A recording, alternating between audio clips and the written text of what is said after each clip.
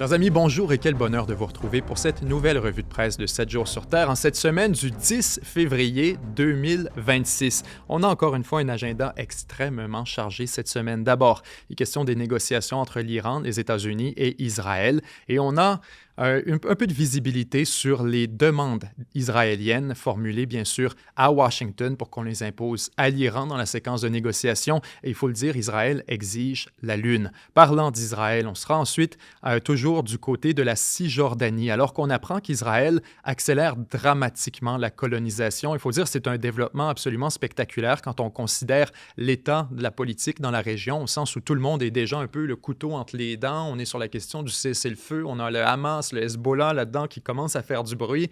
Et on nous annonce aujourd'hui que la Cisjordanie sera colonisée à la vitesse grand V à partir de maintenant. On reviendra là-dessus dans quelques instants, les conditions qui ont considérablement changé. Ensuite, on se déplace du côté des États-Unis, alors qu'on apprend la semaine dernière que Trump annonce maintenant une réserve de minerais stratégiques de quelques 12 milliards de dollars. Donc, on parle souvent de la réserve pétrolière aux États-Unis. On y reviendra dans quelques moments. Les États-Unis qui disposent d'une importante réserve stratégique pour les produits pétroliers, spécifiquement pour le pétrole brut. Et on annonce aujourd'hui la même chose pour ce qui est des minerais stratégiques. Il y a quelques nuances à apporter quand même par rapport à la réserve stratégique et comment elle fonctionnera, mais il demeure que c'est une initiative très intéressante, surtout dans le contexte actuel. On se parlait la semaine dernière de Cuba et du Mexique. On a des développements par rapport tant à Cuba qu'au Mexique. D'abord, on sait que le Mexique qui essaie de trouver un moyen d'aider Cuba en dehors des sanctions, c'est justement de ça il sera question, et Cuba qui se dit maintenant être prêt à négocier avec les États-Unis.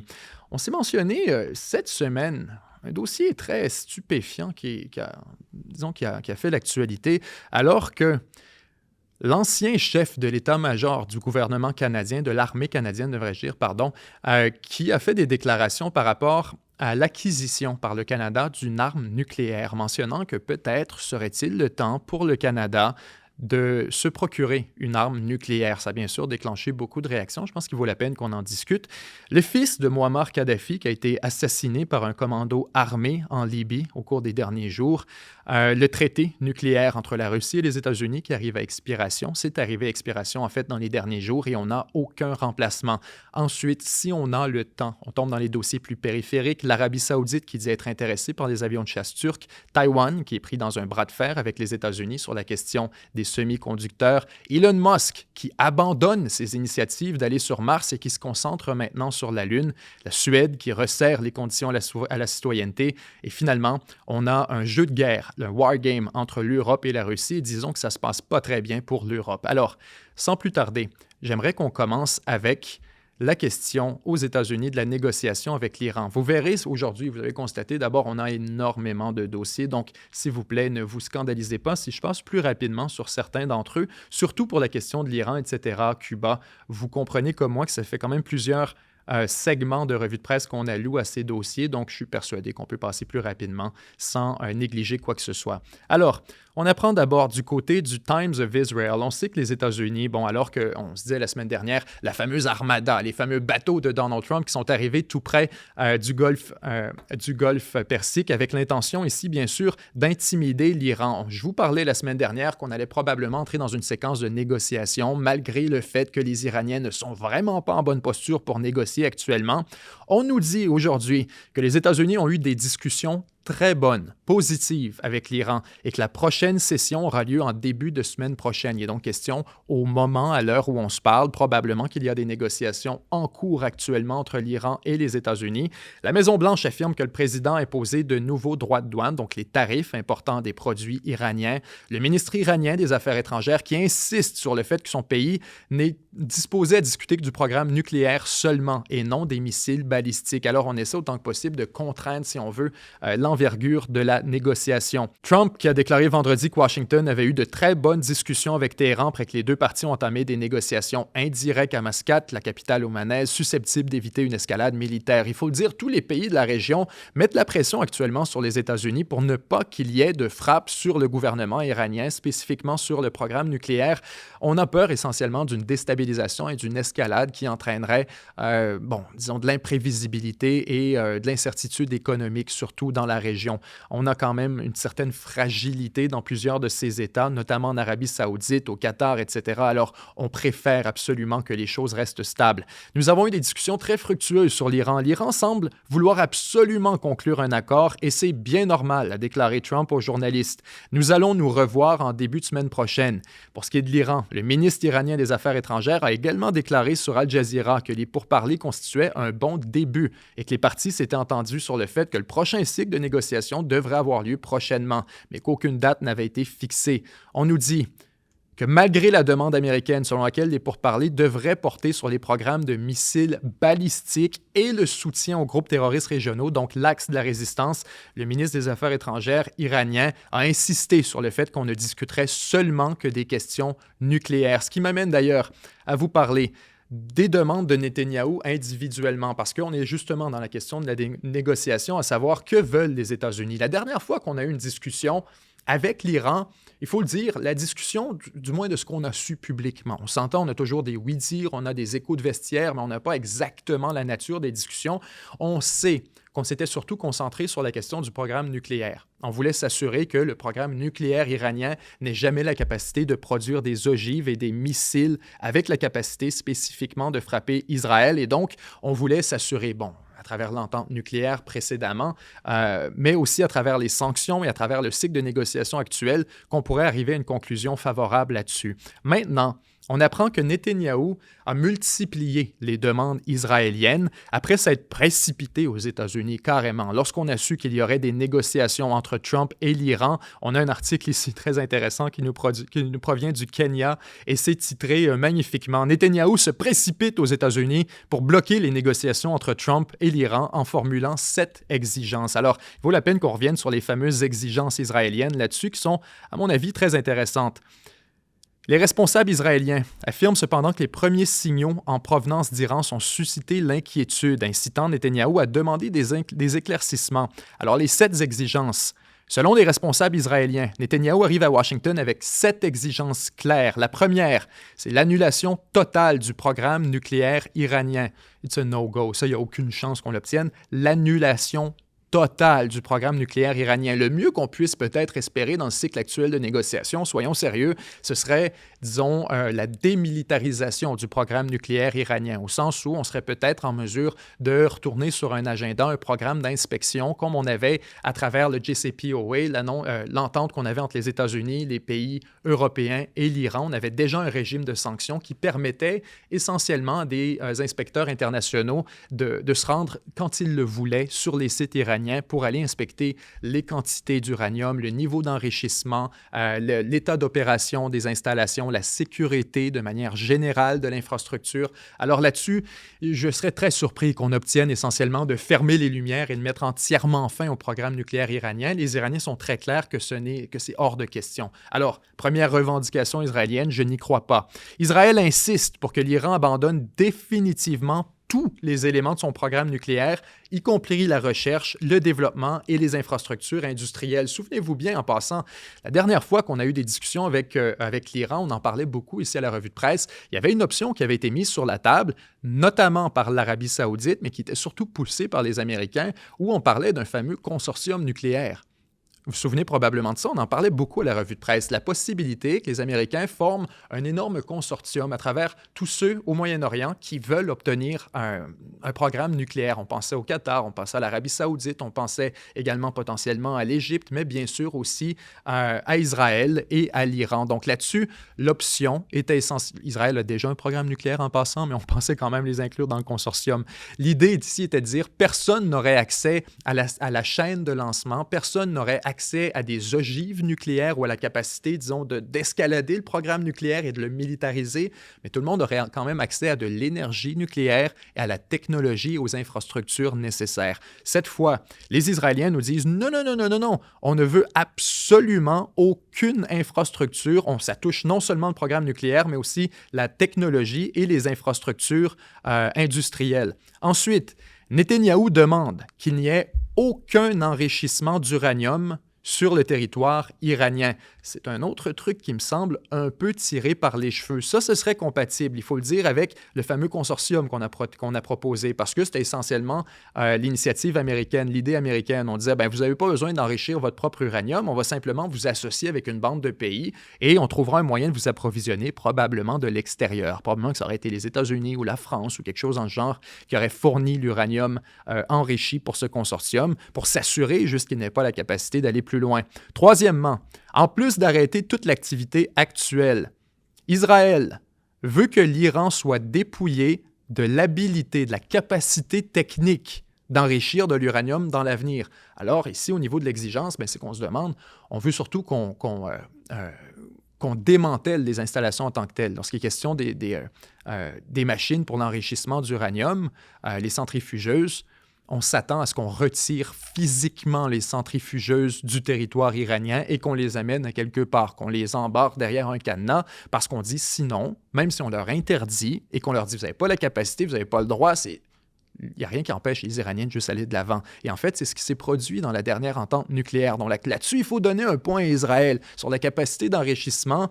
Probablement, effectivement, qu'il est légitime qu'on demande aux Iraniens d'arrêter d'enrichir de l'uranium sur leur territoire parce qu'ils ont déjà démontré qu'ils ne respectaient pas les ententes internationales, notamment l'entente avec les pays européens et les États-Unis, durant la séquence où elles s'appliquaient. Alors, là-dessus, on peut comprendre comment on pourrait venir à ça. De mon côté, je vous le dis, je suis un peu biaisé, au sens où moi, ce que je vois comme sortie de cette situation, c'est un peu l'initiative américaine diluée. Cette idée de consortium n'était pas mauvaise parce qu'on est en train de reconnaître le droit légitime de tous ces États à avoir accès à de l'énergie abordable et abondante, de l'énergie nucléaire, sans nécessairement avoir droit à un programme militaire. Il y a plusieurs possibilités qui permettent de conjuguer ces deux prérogatives. On parlait notamment, ça c'est une autre option qu'on voit beaucoup en Chine ces temps-ci, le thorium. Le thorium qui, à la différence de l'uranium, ne peut pas être militarisé, ne peut pas être utilisé, ou du moins extrêmement difficilement militarisé pour être utilisé dans une ogive, dans une bombe. Alors, c'est un matériel alternatif qu'on pourrait utiliser dans l'enrichissement, dans le programme nucléaire iranien. Certes, ça demande de la conversion, ça demande un travail alternatif, mais c'est une possibilité. Alors, sur la question de l'enrichissement et la question du programme nucléaire, je veux juste qu'on soit très clair. C'est deux trucs complètement différents.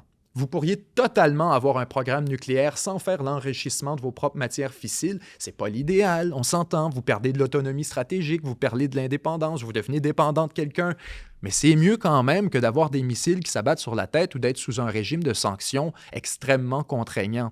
On y reviendra d'ailleurs par rapport au Canada tout à l'heure. Ensuite, quatrième exigence, d'ailleurs on nous dit justement, ça implique de démanteler les centrifuges, fermer les installations industrielles pour que ça ne puisse pas être relancé rapidement.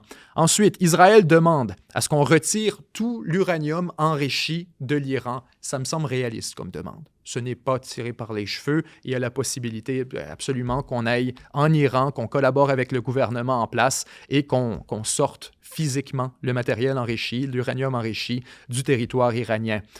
Netanyahou veut que moi je lis en anglais, veut que les stockpiles existantes, que les réserves existantes soient expédiées du pays, exportées du pays sous la supervision internationale. Donc, on s'assure qu'il n'y ait plus aucun uranium sur le territoire. Et là, on rentre dans les trucs un peu plus juteux.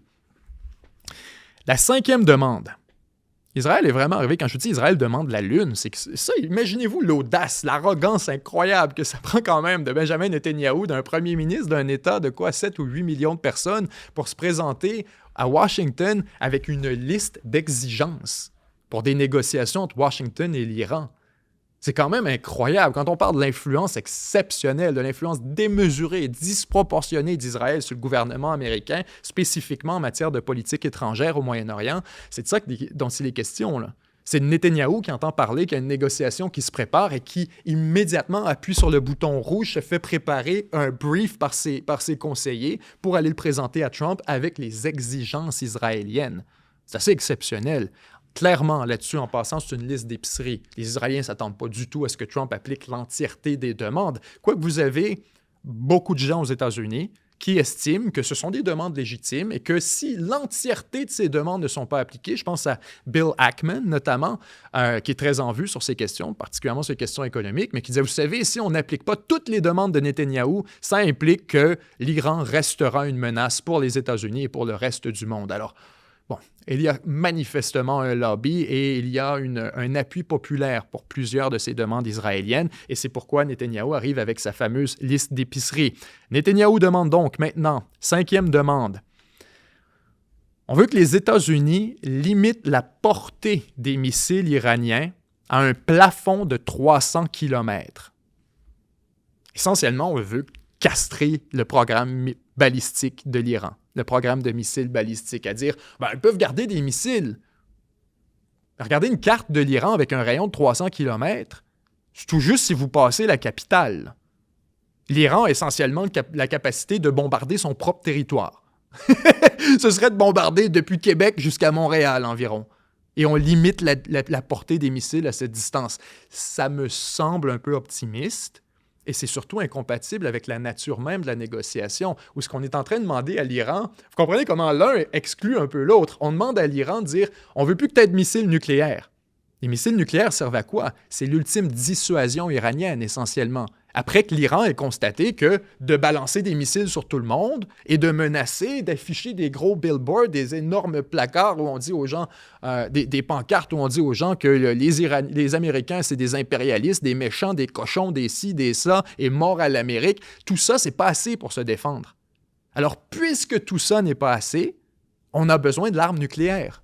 C'est la logique iranienne. Maintenant, on est en train de dire, tu n'as pas le droit à l'arme nucléaire, et ton régime balistique, ton programme de missiles, on met un X là-dessus au complet. Comment vous voulez que l'Iran se défende?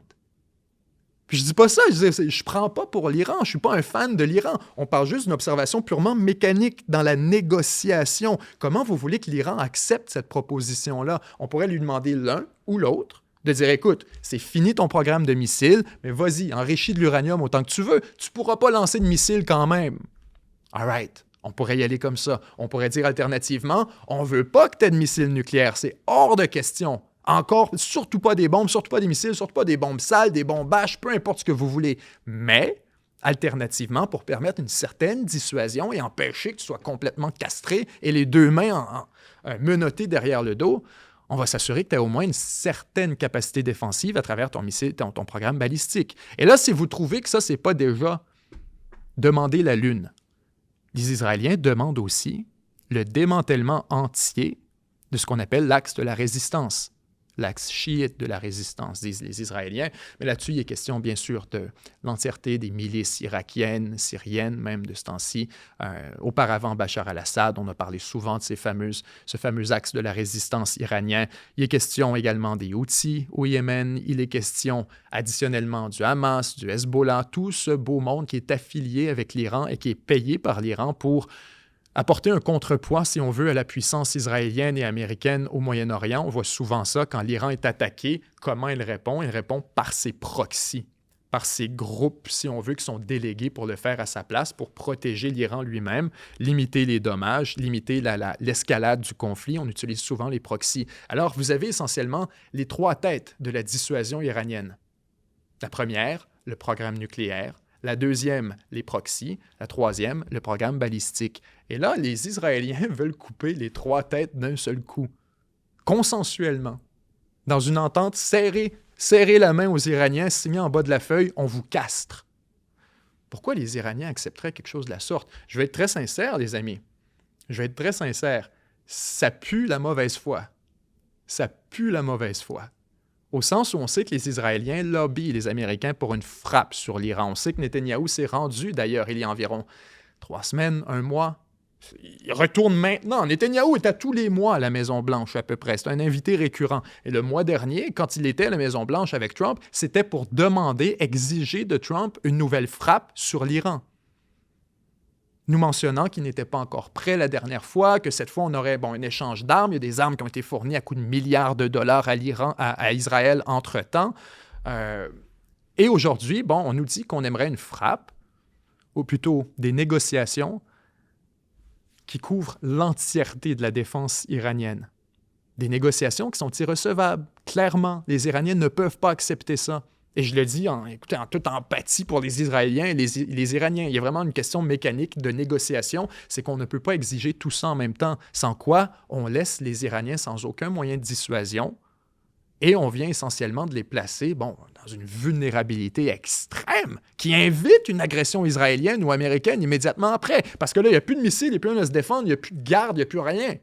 Il n'y a même pas de proxy à l'étranger pour répondre puis frapper une base américaine ou encore aller prendre un diplomate en otage ou quoi que ce soit. Les Iraniens n'auraient plus aucun moyen de défense. Alors là-dessus, je crois que ce à quoi on assiste en ce moment, pour mon analyse, c'est que les Israéliens sont en train d'essayer de provoquer l'échec des négociations en manifestant des demandes et des revendications aussi extrêmes et maximalistes. Ils savent très bien que l'Iran ne peut pas accepter ça. Ils savent très bien que les Américains, s'ils arrivent dans une négociation avec cet agenda, cet objectif, c'est un échec avant même que ça commence. L'effort de négociation est mort-né. Alors, si vous êtes Israël, et ce que vous voulez, ce n'est pas une négociation, ce n'est pas une entente négociée, une détente entre les États-Unis et l'Iran. Au contraire, ce que vous voulez, c'est que ça escalade. C'est que l'Iran ait l'air de mauvaise foi, c'est que l'Iran refuse, c'est que l'Iran soit pas parlable, c'est que l'Iran soit donc bien difficile jusqu'à ce que Trump perde patience et qu'il bombarde l'Iran. Qu'il fasse votre bidding. Soyons clairs, là, c'est les Israéliens qui veulent frapper l'Iran, c'est pas les Américains. Les Américains n'ont rien à faire là en ce moment, puis ils savent très bien que dans tous les scénarios, là, peu importe ce que les États-Unis obtiennent de cette séquence, que ce soit l'échec des négociations, un de ces points, ou encore tout simplement un bombardement sur l'Iran. Dans tous les cas, les Américains, ça ne change rien à leur vie. Là. Ça ne change strictement rien à leur vie. Les Iraniens n'ont pas la capacité de frapper le continent américain. Même si tu leur dis, ta limite, c'est 1000 km. Ils ne sont pas encore capables de frapper les États-Unis. Puis 500, puis 300, puis 25 km, ça ne change rien pour les Américains. Vous l'avez vu, on a frappé une base au Qatar à El Udeid durant la séquence contre Israël. D'abord, ça avait été provoqué par les Américains à travers la guerre de 12 jours et les bombardements, les opérations contre le programme nucléaire iranien. Mais encore plus, on avait été prévenus d'avance. Alors, ce que je veux dire par là, c'est que les Américains, c'est pas eux qui sont gagnants là-dedans. Puis peu importe comment la séquence se termine, ça change rien géopolitiquement pour eux. C'est une victoire pour Trump, tant mieux s'il réussit à la claquer. Mais la réalité, c'est que ce sont les Israéliens qui veulent une frappe sur l'Iran. Alors, on nous arrive avec cette liste complètement inacceptable de demandes qui sont carrément mortes-nées avec l'espérance que les Iraniens soient vus comme étant ceux qui empêchent de tourner en rond. Parce qu'ils vont dire, quoi, vous voulez 300 km de plafond? Fuck you, non, c'est pas acceptable, ça c'est hors de question. Vous voulez qu'on extrait tout l'uranium, tout le... Non. Vous voulez qu'on abandonne notre taxe à résistance? Ben non, c'est inacceptable. Alors, vous comprenez maintenant pourquoi les Iraniens, de leur côté, martèlent à qui veut l'entendre, que les négociations doivent absolument rester axées sur la question du programme nucléaire. Parce que les premières demandes sont exagérées, mais moins exagérées que le reste. Juste le programme nucléaire, ça se négocie effectivement. C'est quand il est question du programme balistique en plus, que là, vous n'avez plus le droit de lancer de missiles, vous n'avez même plus la capacité.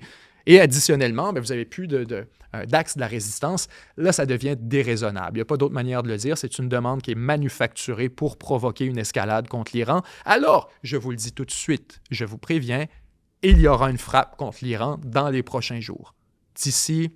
Pas d'ici 3 jours, j'en serais très surpris. La séquence de négociation est trop optimiste actuellement. On voit Trump qui fait des déclarations positives en ce sens. On n'a pas du tout le momentum pour ça. Mais je m'attends à ce que, si ce n'est pas cette semaine, ce sera la semaine prochaine.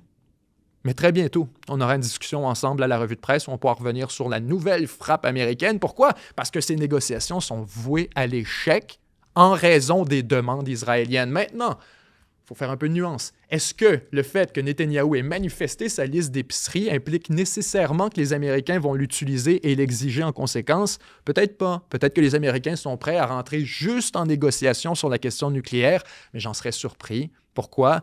Parce que vous avez vu la séquence qui nous a mené à tout ça. On en parlait la semaine dernière. L'Iran est plus vulnérable que jamais.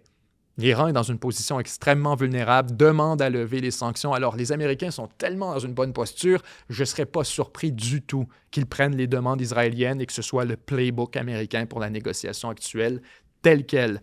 Ensuite, 7e demande, c'est la dernière, c'est pour ça qu'on termine avec ça. La 7e demande, c'était pour une supervision du gouvernement. On veut que le gouvernement iranien soit supervisé par la communauté internationale de manière proche et de haute qualité. Qu'est-ce que ça veut dire exactement? Clairement, les demandes principales sont sur les questions défensives pour l'Iran. Alors, on se déplace maintenant, toujours en Israël, du côté de la Cisjordanie, quelque chose de très gros qui s'est produit aujourd'hui, et ça, il vaut vraiment la peine qu'on vienne là-dessus parce que j'imagine que ça passera largement inaperçu dans les nouvelles internationales, malheureusement, mais c'est pourtant quand même très important. On apprend que Israël, le cabinet de sécurité israélien, en fait, a approuvé le renforcement du contrôle israélien sur la Cisjordanie. On a parlé énormément de Gaza dans les derniers mois, bien sûr, et dernières années, devrais-je dire. Et maintenant, bon, c'est le gouvernement israélien, on en parlait beaucoup aussi à la revue de presse, cherche à s'imposer en Cisjordanie. Déjà, il y avait cette annexation de la zone E1 qu'on avait annoncée. On voulait élargir considérablement l'empreinte israélienne sur la Cisjordanie. Cette fois, le gouvernement israélien, après avoir appelé plusieurs fois à l'annexion totale et complète de la Cisjordanie, à chaque fois, on pensait que c'était un peu de la gesticulation. On voyait même Netanyahou, personnellement, qui rejetait un peu ces appels extrêmes et maximalistes parce que ça nuisait à sa position, justement, à l'international et vis-à-vis les Américains, notamment. Alors, on se tenait relativement tranquille là-dessus. Cette fois, le cabinet de sécurité qui viennent d'annoncer des mesures visant à étendre la surveillance israélienne des zones A et B et autoriser les Israéliens à acheter des terres en Cisjordanie, à renforcer l'autorité israélienne sur le complexe du tombeau des patriarches. Rapidement, la Cisjordanie, en théorie, est séparée en 3 zones. Zone A, qui est sous contrôle civil et sécuritaire d'Israël. Zone B, qui est un mix civil palestinien sécuritaire Israël, et la zone C qui est entièrement sous contrôle palestinien. Aujourd'hui, les Israéliens nous disent la zone A, qui est entièrement sous leur contrôle, et la zone B, en contrôle partagé, seront maintenant colonisées comme si c'était du territoire israélien. Fut-il un temps où il y avait beaucoup de limites et de législation et, disons, de réglementation autour de tout ça pour empêcher une colonisation trop débridée. On voulait s'assurer quand même que ce soit fait d'une manière aussi organisée que possible. Et il y avait bien sûr des enjeux internationaux. Les questions de colonisation dans la zone C spécifiquement, c'était totalement inacceptable. Aujourd'hui, on va dans une direction beaucoup plus audacieuse. Le ministre de la Défense et le ministre des Finances, 2 extrêmes en passant, ont annoncé dimanche une série de décisions du cabinet de sécurité visant à modifier radicalement les procédures d'enregistrement foncier et d'acquisition de propriétés en Cisjordanie, facilitant ainsi la colonisation juive du territoire. Ces décisions visent à supprimer des obstacles vieux de plusieurs décennies. Évidemment, c'est ce qui tenait un peu un état d'équilibre dans la région, à abroger la législation jordanienne discriminatoire contre les Juifs et à permettre un développement accéléré des colonies sur le terrain. En réaction, l'autorité palestinienne immédiatement a condamné cette initiative, a appelé à une intervention de l'ONU et des États-Unis. Le Hamas, qui a appelé immédiatement à une rébellion en Cisjordanie et à Jérusalem, à une escalade du conflit par tous les moyens possibles, tout en exhortant les États arabes, les musulmans, à rompre leurs relations avec Israël. Le plan approuvé prévoit la publication des registres fonciers en Cisjordanie, ce qui signifie que les listes de propriétés seront accessibles au public et que les acheteurs potentiels pourront identifier les propriétaires et les contacter en vue d'un achat. Jusqu'ici, les listes d'enregistrement foncier étaient confidentielles. La décision du gouvernement a également abrogé une disposition légale qui interdisait aux non-musulmans d'acquérir des biens immobiliers dans la région. C'est vraiment le gros morceau, en fait, de cette réforme où là, soudainement, les non-musulmans, qui étaient carrément interdits, on entend par là les juifs essentiellement, juifs, chrétiens, etc., mais aussi athées, n'avaient pas le droit d'habiter du tout dans la région. C'est un espace réservé aux musulmans qui, cette fois, on vient de faire sauter complètement cette disposition. Vous comprenez ce que ça invite? On est en train, essentiellement, de faire de cet espace une extension du territoire israélien où là, vous pouvez cogner à la porte. Combien tu veux, je t'offre 3 fois le prix, racheter la maison. Et encore une fois, exactement comme on l'a fait du côté israélien, exactement comme on l'a fait en Cisjordanie, et graduellement on est en train de le faire à Gaza, on rachète les propriétés une à la fois, par la voie légale. Parfois par l'extorsion, parfois par la contrainte, parfois par la coercition. On s'entend, il y a des mesures considérables qui sont mises en place tant par les individus que par les États pour accélérer ce processus et l'encourager. Mais il demeure que la plupart des ventes sont consensuelles. On a affaire à des gens qui viennent acheter la maison en bonne et due forme. Alors donc, ce qui empêchait la colonisation encore plus rapide de cet espace, c'était des dispositions légales, réglementaires qui empêchaient carrément l'achat de propriété. Cette fois, ça lève. Alors, là-dessus, on se retrouve avec une poussée juive en Cisjordanie qui est annoncée pour les prochains mois. Avant cette abrogation, les Juifs ne pouvaient acquérir de terre que par l'intermédiaire de sociétés enregistrées dans la région, alors à travers des sociétés à numéro essentiellement. Dans le même temps, l'obligation d'obtenir une licence de transaction auprès du responsable a été supprimée et remplacée par uniquement des conditions professionnelles minimes, ce qui lève un obstacle majeur sur le marché immobilier local. Le nouveau dispositif permettra aux Juifs d'acheter des terres en Judée et Samarie. Judea, Samaria, qui est le terme israélien pour référer à la Cisjordanie. Aucun doute, en passant, que à terme, les Israéliens vont racheter l'entièreté de la Cisjordanie. Je suis désolé de le dire comme ça, mais l'autorité palestinienne n'ayant aucune autorité sur le territoire, le Hamas étant essentiellement mis en rencard, les Israéliens n'ont aucune limite à l'expansion territoriale en Cisjordanie, surtout quand on a une administration américaine qui est hautement favorable aux intérêts israéliens et qui ne fait aucune obstruction. Attendez-vous à ce que, lorsque le mandat Trump sera terminé, la carte de la Cisjordanie ne sera plus la même, ça, il n'y a aucun doute. On continue du côté des États-Unis. Très intéressant cette fois. Alors que Trump nous parle d'un stock de minéraux critiques de 12 milliards de dollars. C'est le fameux projet VOTE. Le projet VOTE, l'initiative Project VOTE, vise à réduire la dépendance des États-Unis vis-à-vis de la Chine pour les composants technologiques clés. On le sait, on en parle constamment. Les Américains sont en train de retourner toutes les roches à travers le monde à la recherche d'un peu de terres rares, de minerais critiques. Et maintenant, en parallèle de cet effort d'acquisition et on pourrait dire d'expansion de la chaîne d'approvisionnement et de trouver des sources alternatives pour remplacer la Chine, en parallèle de tout ça, les Américains constatent maintenant une autre réalité, quelque chose qui a été notamment soulevé par les producteurs militaires. On constate que l'approvisionnement est non seulement fragile et vulnérable, il est aussi très instable, de par la nature cyclique des prix dans le milieu des minerais et des terres rares, minerais stratégiques, etc. Les prix montent, les prix descendent, les prix montent, redescendent encore, et ça rend les choses extrêmement difficiles, tant pour l'exploitation, l'extraction, ces fameux sites miniers, mais aussi pour ceux qui dépendent des produits finaux. Si vous êtes Lockheed Martin et que vous achetez du palladium en quantité importante, vous avez besoin qu'il y ait une prévisibilité sur le prix.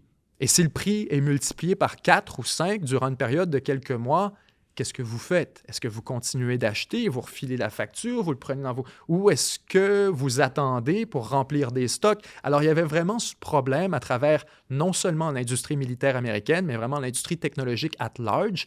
On a de la difficulté à avoir de la prévisibilité, de la visibilité sur les prix pour l'avenir, et ça engendre beaucoup d'instabilité. Alors, aujourd'hui, ajoutons à tout ça la dimension de sécurité nationale, où là, on veut s'assurer d'avoir des minerais et des terres rares dans l'éventualité d'un conflit. Si jamais il fallait que la Chine, comme elle vient de le faire à plusieurs occasions, on en a parlé souvent ensemble à la revue de presse, la Chine impose des réglementations pour contraindre et étouffer l'exportation des terres rares vers le marché international. Alors là-dessus, les Américains comprennent très bien ce qui se passera en situation de guerre. Aucun doute qu'ils perdraient l'accès à leurs terres rares et à leurs minerais stratégiques. Donc, pourquoi on a fait des deals avec l'Ukraine, on cherche à avoir le Groenland, le Canada, on veut avoir les terres rares de l'Australie et du Congo. Il y a une raison. C'est parce qu'on voit la pression exercée par les Chinois sur le marché. Et le pire là-dessus, et c'est ce qui embête particulièrement les Américains et qui empêche l'investissement, étrangement, c'est une autre dimension que je dois absolument relever.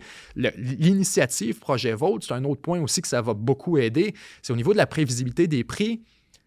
À cause de ce cycle de boom and bust dans le milieu des terres rares et dans le milieu de l'extraction minière en général, c'est très difficile d'investir.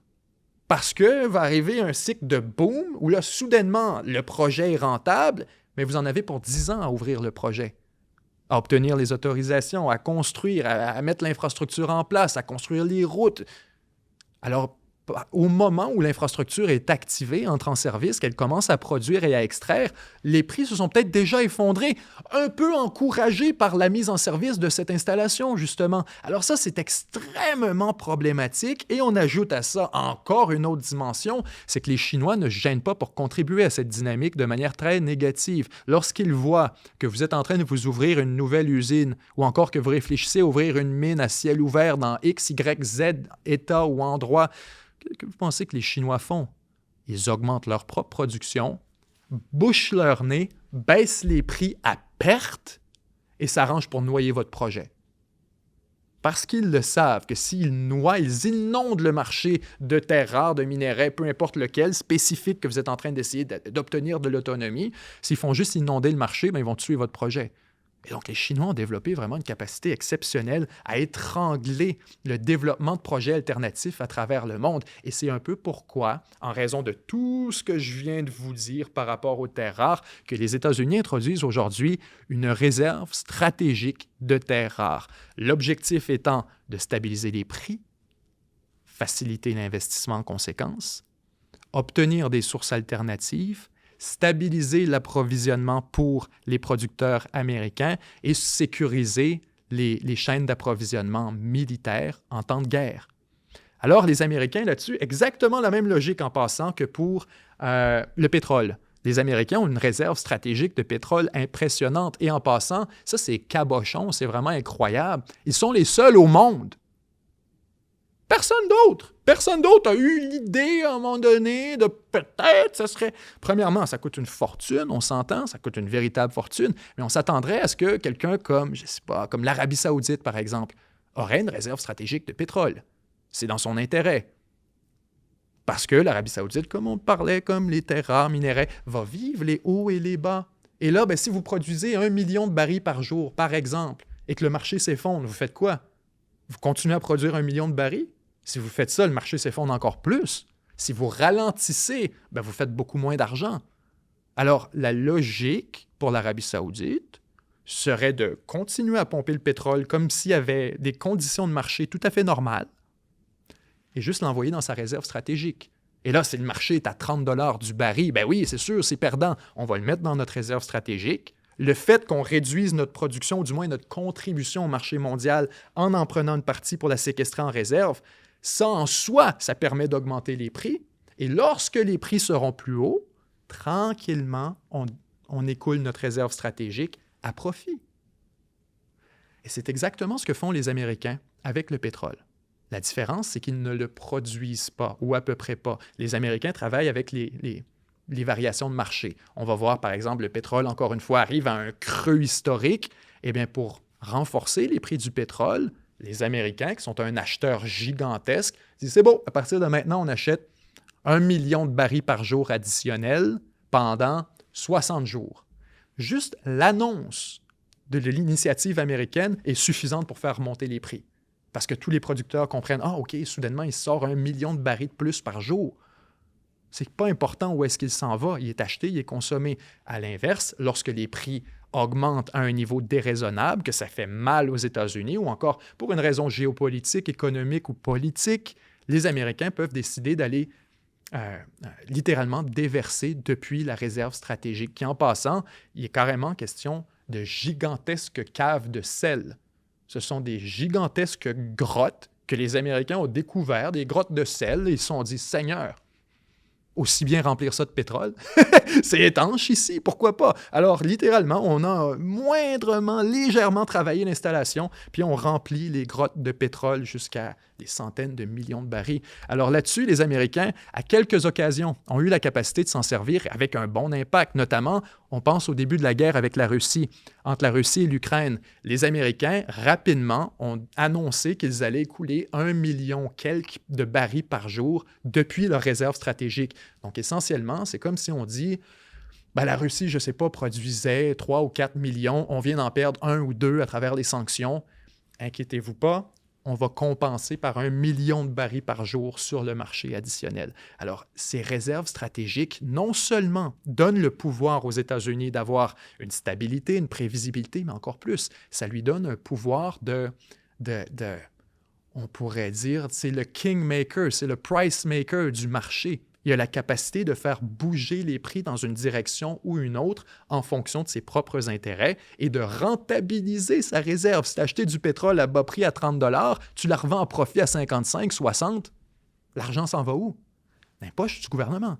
Alors, c'est super brillant et c'est absurde que personne d'autre ne fasse la même chose parce que c'est littéralement une source de profit et de revenus. Maintenant qu'on sait tout ça, les Américains veulent faire la même chose, cette fois pour les terres rares, minerais stratégiques. C'est plus compliqué parce qu'ils sont transformés. C'est pas comme du pétrole où on le sort, on le remet, c'est du liquide, tu le ressors, il est encore dans son état liquide.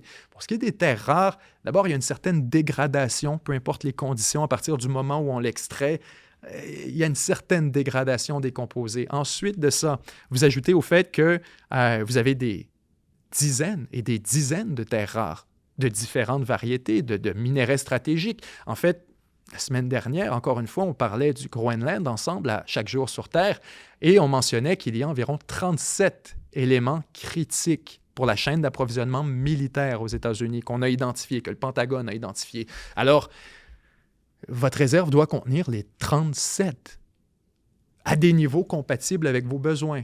Donc, la réserve, l'initiative est beaucoup plus complexe. À 12 milliards de dollars, soyons clairs, on est loin d'être dans l'envergure de la réserve pétrolière, mais il demeure que c'est une initiative brillante, extrêmement utile et qui sera certainement productive pour les besoins américains. Alors, on suivra de très près comment tout ça se développe, mais l'intention ici, c'est un peu aussi, vous comprendrez, de réduire le levier de la Chine. La Chine qui a cette capacité d'étouffer les projets, bien, soudainement, on a une capacité de stabiliser un peu plus les prix, ne serait-ce qu'en achetant. Maintenant, soyons très clairs, à qui on va acheter ces terres rares, ces minéraux stratégiques? Il y a un article fantastique qui est sorti, je crois, c'était du Wall Street Journal ou New York Times, et qui nous mentionnait justement que la stratégie de terres rares et minéraux critiques américaine avait l'air de plus en plus chinoise, parce qu'il faudra acheter à la Chine. C'est les seuls qui peuvent fournir tout ça. Donc, les Américains qui, clairement, se sont brûlés au début des négociations avec la Chine, lorsque la Chine a mis fin à l'exportation d'un certain nombre de minéraux critiques, les Américains sont tombés en urgence, ont compris que ça ne pouvait plus jamais se produire et que pendant qu'ils avaient accès à la Chine, il était mieux d'en acheter autant que possible et de les mettre en réserve. Alors, initiative intéressante des Américains. Il n'y a pas d'autre manière de le dire. Et ne soyez pas surpris, c'est à mesure où les chaînes d'approvisionnement se décomposent, on verra d'autres pays probablement faire la même chose. Ce sera essentiel s'ils veulent garder un peu de prévisibilité en matière de terres rares, minéraux stratégiques. On se déplace du côté de Cuba. La semaine passée, on se parlait des États-Unis qui commençaient les négociations avec Cuba et qui peut-être on aurait quelque chose d'ici la fin de 2026.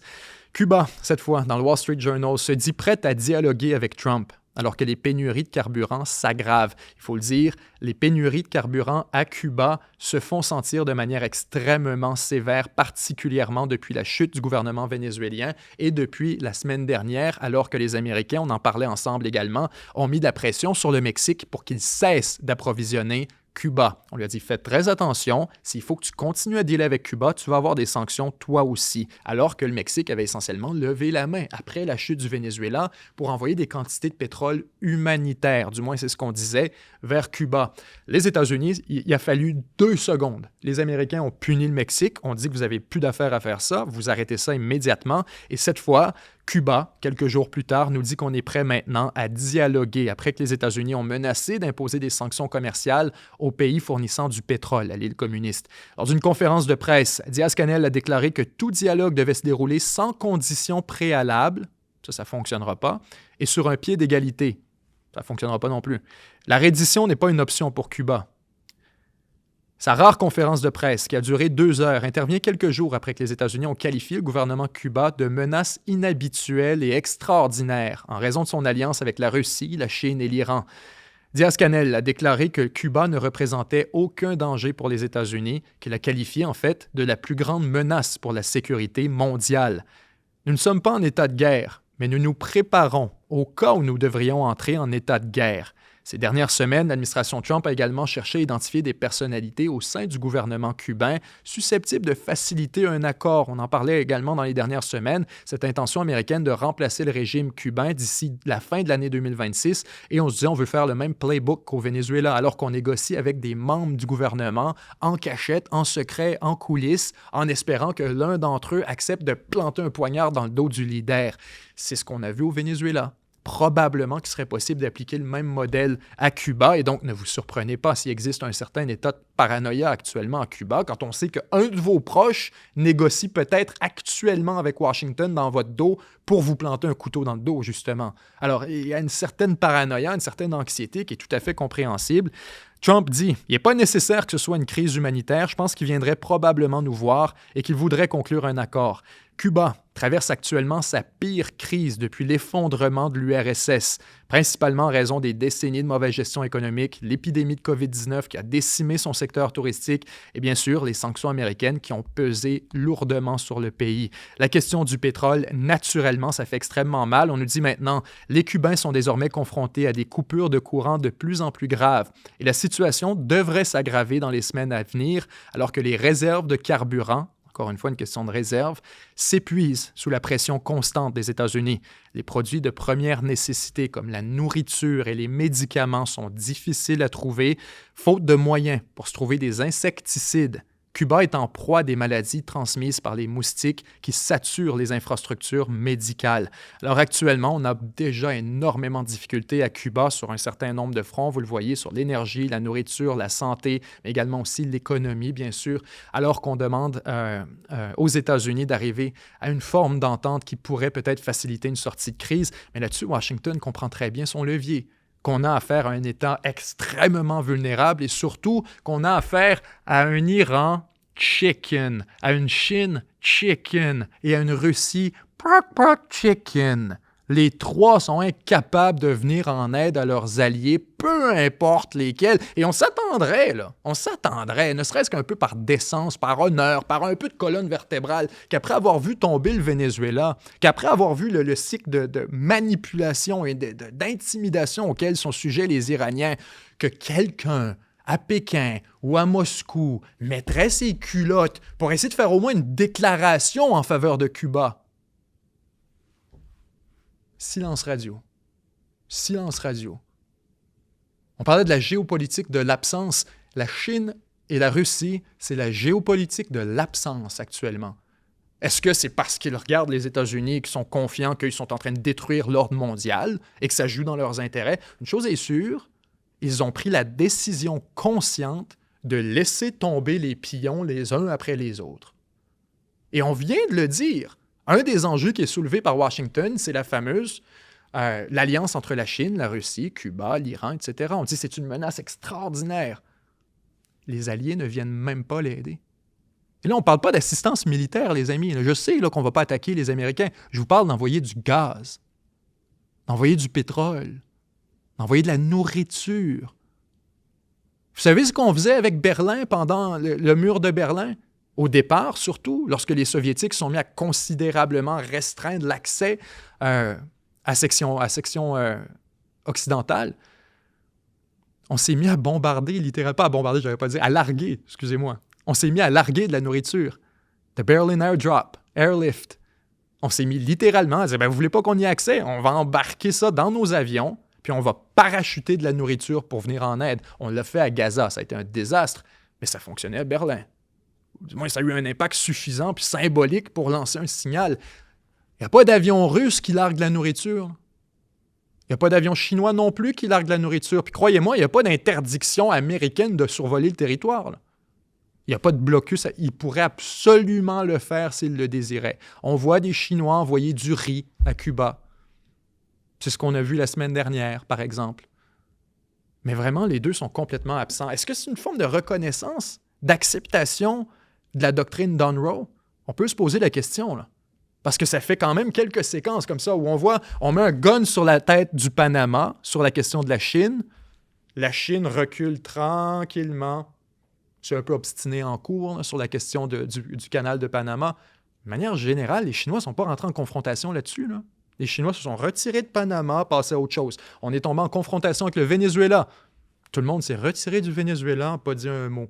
Là, on parle de Cuba. Tout le monde se retire de Cuba sans dire un mot. Il semble que les Chinois et les Russes acceptent, ou du moins tolèrent, la doctrine d'Unroe, qui fondamentalement joue dans leurs intérêts si elle est appliquée mutuellement.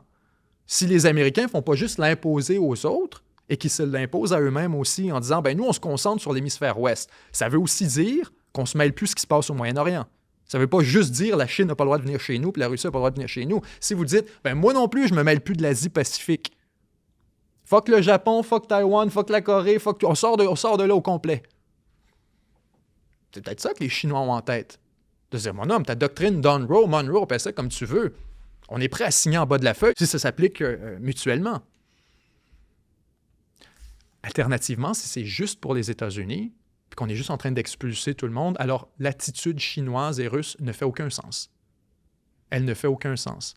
Parce que vous comprenez, si moi je viens m'installer en Asie-Pacifique, puis je bâtis des bases militaires, puis je me fais des alliances, c'est juste fair game pour vous de faire la même chose en Occident, dans l'hémisphère ouest, à Cuba, au Venezuela, à Panama. Alors là-dessus, je ne comprends pas l'absence de la Russie et de la Chine. Il faudrait me l'expliquer. Soit ils ont une stratégie, soit ils sont humiliés et ne savent pas trop comment réagir. Et on vient de caler le bluff qui dure depuis des années. Ouais, on est tous des alliés, vous allez voir, on va se mettre en gang, on va prendre un bat de baseball puis on va aller te casser les jambes.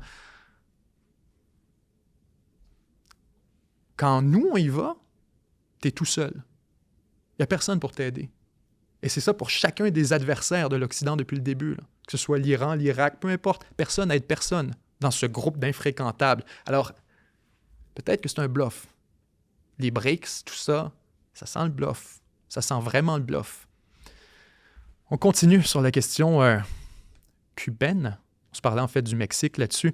Rapidement, le Mexique qui cherche actuellement un moyen d'envoyer du pétrole à Cuba sans être frappé par les tarifs américains. Donc, on cherche activement un moyen. Il faut le dire, les Mexicains là-dessus sont contraints. On est en train vraiment d'imposer une politique étrangère à tout le monde dans l'hémisphère ouest.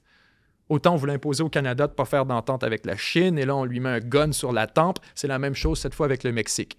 Le Mexique envoie du pétrole à Cuba, on lui met un gun sur la tempe et immédiatement, le Mexique recule et se demande comment il pourrait faire pour retirer le gun. On vit dans une époque incroyable. J'espère que vous voyez là, la dimension de ce qui se produit en ce moment. Ça n'a aucun sens. Sur tous les secteurs, on assiste à de l'extorsion, à de la manipulation, à une espèce de game theory poussée à l'extrême, toujours par les Américains. Toujours par les Américains qui rentrent dans une espèce de concours de clignement de yeux, concours de fixe avec les autres, et tout le monde finit par cligner. Tout le monde finit par cligner systématiquement. Donc, Trump s'en sort très bien jusqu'ici, d'une certaine manière. On parlait de Trump always chickens out. Honnêtement, depuis un moment, c'est tout le monde qui chicken out. C'est tout le monde, autre que Trump, chicken out, de peur de Trump.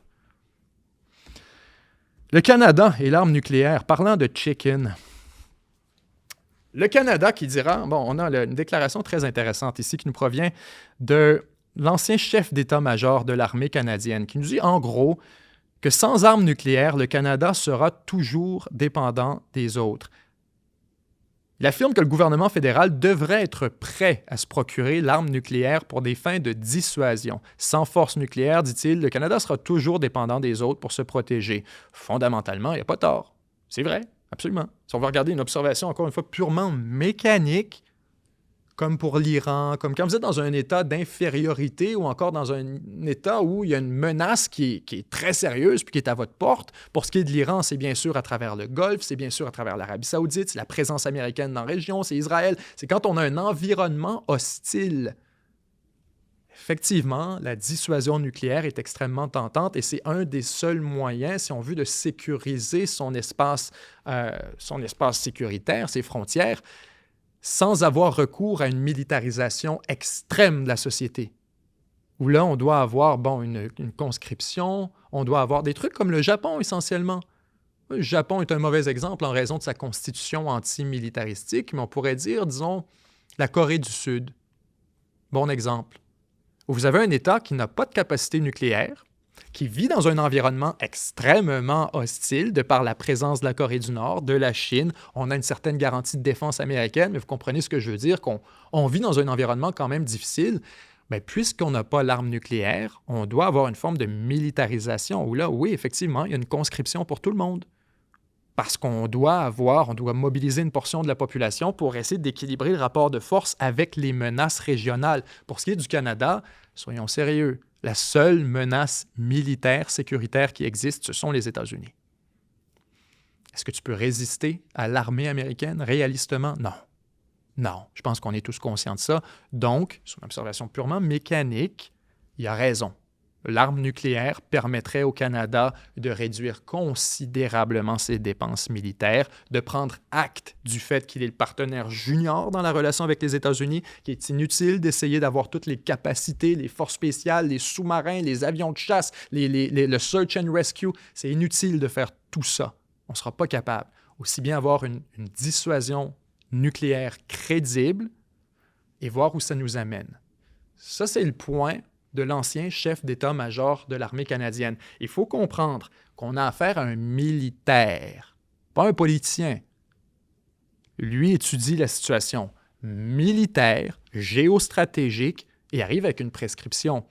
Maintenant, je me dois quand même de vous donner l'angle politique parce que dès le lendemain, vous avez eu le ministre de la Défense qui est sorti publiquement pour dire immédiatement « Pas question d'adopter l'arme nucléaire au Canada ».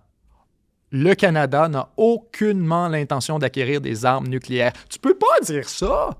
Tu peux pas sortir publiquement et dire « Ouais, on y réfléchit, on va sûrement aller chercher des armes nucléaires. » On va se retrouver comme l'Iran, essentiellement.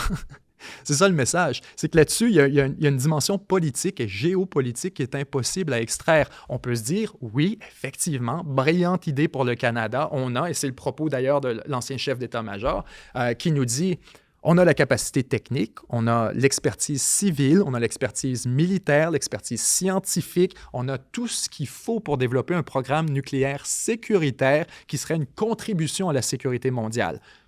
Sure. For sure, comme dirait Macron. Mais il demeure qu'il y a des conséquences politiques absolument graves, au sens où si le Canada décide demain matin de télégraphier à la planète, nous avons réfléchi, en raison de la situation avec les États-Unis, on va se lancer un programme nucléaire puis on va développer une capacité de dissuasion. Vous pensez que c'est quoi la réaction? Vous pensez que les Européens nous applaudissent? Que les Américains nous applaudissent? On a fait un deal avec la Chine pour des autos électriques. Puis les Américains nous ont mis 100% de tarifs. Imaginez, on se développe un programme nucléaire. Là-dessus, c'est la première dimension. C'est les Américains. La première dimension. Les Américains n'accepteraient jamais ça. Et en raison de notre posture, on n'a pas d'alternative au niveau géographique. On serait un peu enclavé. Ce serait extrêmement difficile pour le Canada de réussir à développer un programme nucléaire juste sous le régime de sanctions, juste américain. Juste américain. Ce serait suffisant pour nous casser les jambes et on le voit avec la question des tarifs. Maintenant, quand il est question du reste des États nucléaires. On pense à la France, on pense au Royaume-Uni, on pense à Israël, on pense à plusieurs autres. Pensez-vous que ces États seraient heureux de voir un membre additionnel se joindre au club des États nucléaires? Absolument pas. C'est un monopole, c'est une capacité qu'ils veulent garder exclusive. Moins il y a de pays qui ont d'armes nucléaires, plus votre arme nucléaire, à vous, a de la valeur. Alors, si la France en a, mais que l'Allemagne n'en a pas, vous voyez ce à quoi on assiste actuellement.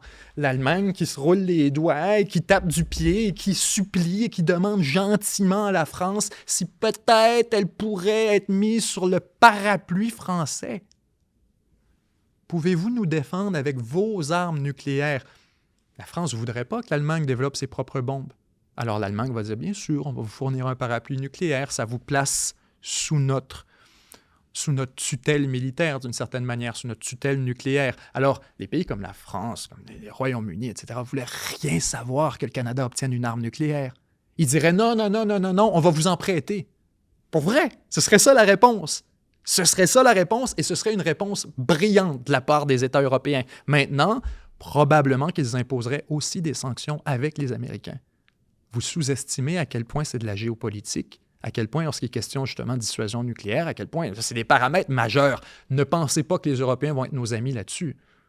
Et je me mets à leur place, puis je ferais pareil. Si je suis un État nucléaire, puis qu'il y en a qui veut s'en acheter, je dis non, fuck you, puis je mets des sanctions, puis on est tout le monde ensemble, puis on va mettre des sanctions contre la prolifération nucléaire. On veut pas un monde nucléarisé, on veut réduire les ogives, on veut, s'il vous plaît, dénucléariser la planète et on est contre la prolifération. Tout ce discours-là, c'est tellement populaire. Même les Canadiens eux-mêmes, il y aurait une bonne portion qui serait opposée là, à l'initiative d'obtenir une arme nucléaire juste par vertu pacifique.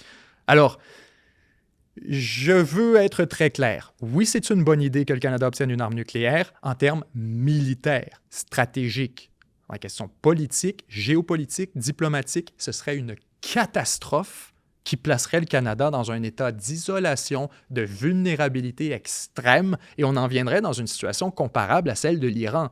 Puis là, on s'entend, là, prenez tout ce que je dis avec un grain de sel. Ce que je veux dire par là, c'est qu'on serait isolé du marché international. Beaucoup de pays imposeraient des sanctions en conséquence. Le Canada aurait de la difficulté à tendre la main à des partenaires dans une séquence où c'est essentiel. Et surtout, c'est un programme qui risque de durer 5 à 10 ans. C'est très long. L'alternative, il y en existe une. Les Suisses l'ont déjà fait. Je ne sais pas si vous connaissez cette histoire, mais c'est fascinant. La Suisse a développé une arme nucléaire sans le dire à personne. Durant des années, ils ont eu un programme nucléaire pendant que tout le monde gérait leurs affaires. Si je me souviens bien, dans les années 80, 90, 2000, ça a duré très longtemps, toujours en secret. Et les Suisses ont fini par annoncer au monde entier. Messieurs, dames, on avait une arme nucléaire, on était à ça de la rendre opérationnelle, mais on vient de prendre la décision de ne pas le compléter. Et c'est comme ça qu'on a appris que la Suisse avait un programme nucléaire. C'est quand elle a levé la main pour nous dire « Hey, on vient de l'arrêter ». On disait « De quoi vous parlez? Vous aviez un programme nucléaire depuis tout ce temps-là? » Oh, oui. Ils formaient des gens secrets. On travaillait dans des montagnes, on travaillait archi-confidentiel. Il y a moyen de garder ça secret. On s'entend, pour le Canada, ce serait infiltré par la CIA après 2 secondes. Le directeur du programme serait un agent de la CIA, mais il demeure quand même qu'il faut prendre cette dimension-là en compte. C'est que oui, le Canada serait isolé, oui, le Canada aurait de la difficulté. On pourrait le faire en secret. Mais imaginez encore une fois, si on découvre dans 5 ou 6 ans que le Canada est à ça d'obtenir une bombe nucléaire, c'est quoi la réaction de la planète? Il faut lire la pièce un peu. Là. Read the room. Là. Je ne suis pas sûr que c'est un bon moment avec ce genre de proposition. On continue. L'histoire du fils de Mouammar Kadhafi. Je vous surprends aujourd'hui à vous parler de Kadhafi. Mais en fait, si certains d'entre vous, comme moi, aviez pour rêve de revoir un jour la Libye dirigée par un Kadhafi, malheureusement, ce ne sera plus possible, étant donné que le fils de Mouammar Kadhafi, Saïf Kadhafi, vient d'être assassiné par un commando armé. On ne sait pas qui est responsable de l'assassinat. Quand il est question d'un commando armé, on parle de plusieurs hommes, donc qui ont travaillé en groupe pour aller l'assassiner. C'était une opération, on nous dit, par un commando de 4 personnes. Selon un de ses conseillers, les assaillants auraient pris d'assaut sa résidence après avoir neutralisé les caméras de surveillance, puis l'ont exécuté. Là-dessus, il est important quand même de mettre un peu de contexte. Saïf Kadhafi était recherché par la Cour pénale internationale pour des crimes contre l'humanité. En 2015, il était condamné par un tribunal de Tripoli. Il a bénéficié d'une amnistie là-dessus. Mais surtout, ce que je trouve qui est très intéressant, c'est qu'il était censé être candidat à la dernière élection en Libye, élection qui n'a pas eu lieu. On le pressentait comme une alternative au pouvoir actuel et même potentiellement comme un candidat pouvant réunifier la Libye. Après des années de déchirement, de guerre civile, on voyait Saïf Kadhafi, bien sûr par son association à son père, comme étant un symbole qui pourrait éventuellement peut-être être politisé, devenir un chef politique pour la Libye qui pourrait coaliser plusieurs groupes. C'est probablement la raison pour laquelle on l'a assassiné. Parce que Saïf Kadhafi avait des ambitions politiques, parce qu'il représentait la poursuite, si on veut, de l'épopée Kadhafi, un joueur régional aurait eu intérêt à l'assassiner. Quand je parle d'un joueur régional, qui a intérêt à ce que la Libye soit faible et fragmentée? On continue avec notre prochain dossier. On s'en va du côté rapidement de la Russie. Cette fois, je veux qu'on se parle très, très, très rapidement, encore une fois, je vais couvrir un peu comme Kadhafi. C'est le traité nucléaire START entre les États-Unis et la Russie, traité sur justement la non-prolifération nucléaire qui vient de tomber à l'eau. C'est un traité qui a tout simplement expiré, en fait, entre Moscou et Washington. Ça fait des années qu'on était sur ce traité et on en parlait beaucoup à la revue de presse également. Les États-Unis voulaient renégocier pour inclure la Chine. La Chine ne veut rien savoir, dit qu'il est hors de question de négocier actuellement. Pourquoi? parce qu'elle dit que ses capacités nucléaires ne sont pas du tout au niveau de la Russie et des États-Unis. C'est partiellement vrai. Ce que je veux dire par là, c'est qu'on a effectivement moins de missiles, moins d'ogives, mais qu'elles sont probablement plus capables, au sens où beaucoup des ogives américaines sont obsolètes, ne sont plus utilisables, sont mécaniquement dépassés, doivent être carrément renouvelés. Les silos sont dépassés. Beaucoup d'équipements doivent être revus, modernisés. Même chose pour la Russie, alors que la Chine, c'est tout neuf. L'entièreté de l'équipement chinois est neuf, mis à jour au cours des dernières années. On a été dans une grande poussée, notamment dans le désert, pour construire des silos de missiles intercontinentaux. Donc là-dessus, les Chinois ont plus ou moins un bon argument. Tout ce qu'on comprend, c'est qu'ils ne veulent pas d'un accord de non-prolifération nucléaire parce qu'ils sont, si on veut, dans une séquence de rattrapage, du moins depuis leur perspective. Lorsqu'ils arriveront dans une séquence où les Chinois auront plus d'armes que tous les autres, et ça, c'est très possible. D'ici, on pourrait avoir la même discussion dans 3 ans et constater, après des évaluations satellites, etc., que la Chine possède maintenant plus d'ogives que les Américains. Et alors, peut-être accepteront-ils de négocier lorsqu'ils seront en position de force. Actuellement, les Chinois n'ont vraiment pas envie de négocier, n'ont pas intérêt non plus. Donc, on se parlait tout à l'heure de prolifération nucléaire. Il n'y a actuellement aucun traité sur les missiles intercontinentaux entre les États-Unis, la Russie et la Chine. C'est nouveau, on pourrait le dire. Du côté de Taïwan, on est dans une espèce de séquence intéressante entre les États-Unis et Taïwan, le gouvernement taïwanais, où on essaie carrément de forcer Taïwan à extraire 40% de la capacité de production de semi-conducteurs, des usines essentiellement, des machines, de la fabrication, et de l'exporter aux États-Unis. De dire, ça n'a pas de sens, c'est la position américaine qu'on dit que la totalité des semi-conducteurs avancés sur la planète soit construits à environ 150 km de la Chine. Ce n'est pas acceptable au niveau de la sécurité. Il faut que ce soit rapatrié sur le continent américain. Et on demande là-dessus, c'était une déclaration de la part de Howard Lutnick, le secrétaire au commerce américain, qui nous disait qu'il s'attendait à ce que 40 à 50% de la capacité de Taïwan soit déplacée aux États-Unis. Taïwan qui dit que c'est impossible, ne peuvent pas faire ça et que ce n'est même pas désirable, que si on était pour le faire, ce serait plutôt peut-être d'envoyer plus d'exportations aux États-Unis, mais que ce ne serait jamais les installations en tant que telles. On peut transférer la technologie, mais les usines resteront toujours à Taïwan. Là-dessus, encore une fois, de la géopolitique. C'est ce qui permet à Taïwan d'avoir de la valeur aux yeux des États-Unis. Si on réussit à sortir 50% de la production de semi-conducteurs, Taïwan est 50% moins de valeur stratégique au lieu des États-Unis. Tant qu'on a une résilience au niveau des semi-conducteurs, ce serait correct. Entre toi et moi, ça c'est la beauté de la chose aussi. Les Américains sont tellement hypocrites là-dessus. Les Américains qui nous disent maintenant, on veut juste 40 ou 50% de la production de Taïwan. Le reste, pas grave. Les Américains ont peut-être besoin de ça, environ 40%, 50%. Combien de la totalité des semi-conducteurs ils consomment? La moitié qui vont aux États-Unis par l'industrie américaine. Alors, les Américains ils se disent juste qu'écoute, si on a 50%, 40%, on va être correct pour nos propres besoins. Donc ensuite, la Chine pourra faire exploser Taïwan si vous voulez, on n'en a rien à faire. Alors, vous comprenez pourquoi Taïwan, là-dessus, est un peu comme on n'est pas trop chaud à l'idée de justement délocaliser la production. On n'a plus rien à offrir ensuite. Du côté de SpaceX, c'est passé inaperçu et je ne comprends pas pourquoi. C'est survenu il y a quelques heures seulement, donc peut-être que ça fera un peu plus les nouvelles au cours des prochains jours. Mais SpaceX et Elon Musk, après avoir passé des années à nous dire que la prochaine grande initiative de colonisation spatiale était sur Mars, qu'on s'en allait sur Mars, que c'était inévitable, que ça allait venir d'une minute à l'autre, que c'était le focus principal de SpaceX, que Musk voulait absolument voir ça de son vivant. Aujourd'hui, SpaceX nous annonce qu'il abandonne ses plans pour Mars. Et que plutôt, SpaceX va prioriser la construction d'une ville lunaire d'ici 10 ans. Elon Musk a dit que ce serait plus facile d'envoyer des cycles de lancement vers la Lune à tous les 10 jours comparativement à tous les 26 mois pour Mars. Et on nous dirait que d'ici mars 2027, il y aurait probablement un alunissage robotisé sur la Lune par les équipements de SpaceX. Alors vraiment, c'est un pivot majeur là, de la part de SpaceX qui, après avoir passé carrément depuis son inception, depuis la naissance de SpaceX, on nous disait que l'objectif était de rendre la civilisation humaine interplanétaire, multiplanétaire.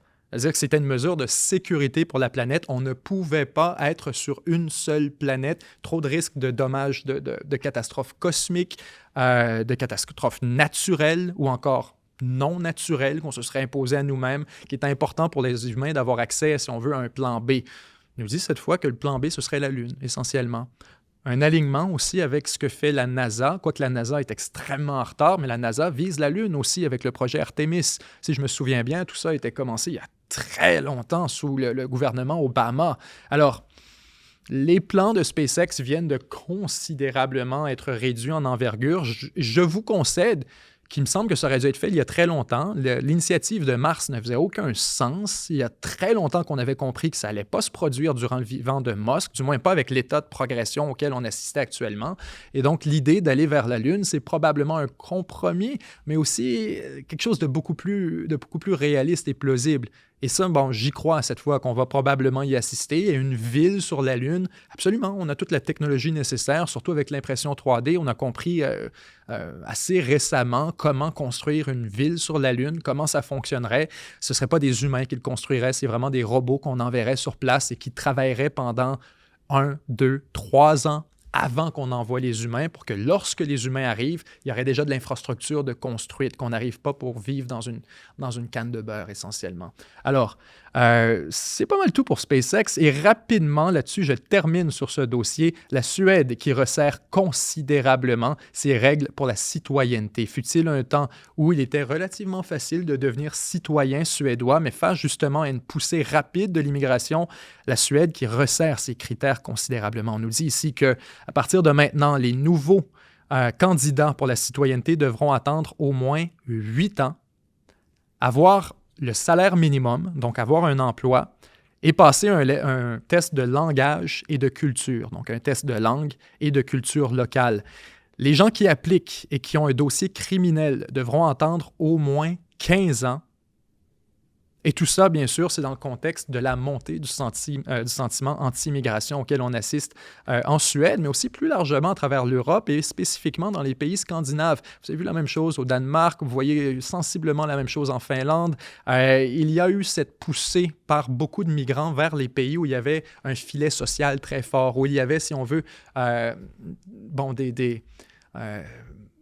des conditions un peu plus faciles pour migrer, pour s'établir, pour peut-être ne pas travailler, pour avoir accès à du logement rapidement, pour avoir accès à des services sociaux rapidement, santé, éducation, etc.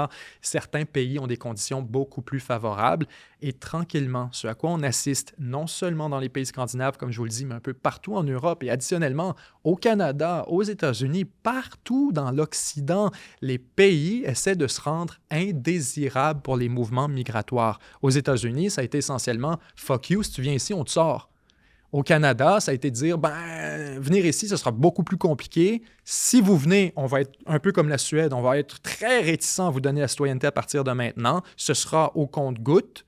Et si vous voyez ailleurs en Europe, là, on est rendu à sécuriser les frontières, on est rendu à retourner les gens chez eux, on est rendu à changer justement les conditions de citoyenneté, tant au Royaume-Uni qu'un peu partout ailleurs. Fait qu'il y a un mouvement là, qui est en train de se produire où, suite à cette poussée migratoire à laquelle on a assisté dans les 10 à 15 dernières années, il y a eu un retour de flamme dans les gouvernements occidentaux, poussé par, bien sûr, la montée de la droite, par le sentiment d'inconfort qui s'est manifesté dans les populations.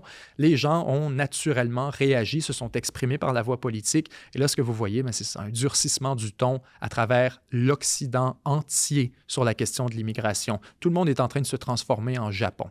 Comment tout ça se termine? Bonne question, mais une chose est sûre, c'est que ce sera humanitairement très difficile bientôt pour les pays qui vivent des crises sérieuses. On risque de voir beaucoup plus de migration régionale et intracontinentale que de migration internationale comme on le voyait auparavant, où des gens partaient de la Syrie et marchaient jusqu'en France ou jusqu'en Allemagne.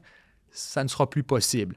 On va voir des gens partir de la Syrie, marcher jusqu'en Irak, marcher jusqu'en Turquie, aller jusque dans les pays environnants qui, certes, n'auront pas une meilleure capacité d'accueil et qui, certes, seront tout aussi hostiles, mais au moins n'auront pas les moyens, si on veut, de contraindre ce flot migratoire. Alors, Là-dessus, un phénomène très intéressant auquel on commence à assister à travers le monde. Je vous remercie d'avoir été là pour cette revue de presse. Je crois que c'était complet pour l'actualité de la semaine. On se revoit la semaine prochaine, même heure, même endroit. C'était Benjamin Tremblay. Je vous aime. Semez l'amour, partagez l'espoir.